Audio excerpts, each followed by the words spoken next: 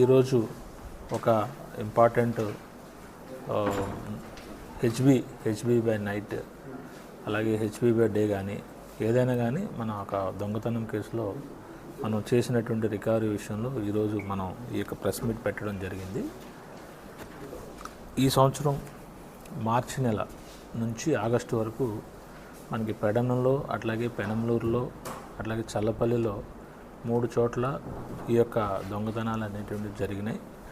So మనకి ఇక్కడ ఇటీవల కాలంలో అంటే మనకి చల్లపల్లిలో నారాయణ నగర్లో జరిగినటువంటి ఒక దొంగతనంలో వాళ్ళకి కొంచెం వాళ్ళు ఇంట్లో ఉండేటువంటి వాళ్ళు ఎక్కడో చోట అంటే బయటికి ఎక్కడికైనా వెళ్ళినప్పుడు తాళం ఒక చోట పెట్టి వెళ్తూ ఉంటారు. అలా పెట్టడానికి కూడా రీజన్ ఉంది. అంతకుముందు ఒకసారి అట్లాగే తాళం మర్చిపోతే దాన్ని బ్రేక్ చేయాల్సి వచ్చిందనే ఉద్దేశంతో వాళ్ళు ఇంటి నుంచి ఎక్కడికైనా బయటికి వెళ్ళినప్పుడు బయట ఒక గ్రైండర్ ఉంటే ఆ గ్రైండర్ లోపల పెట్టి వెళ్తూ ఉంటారు.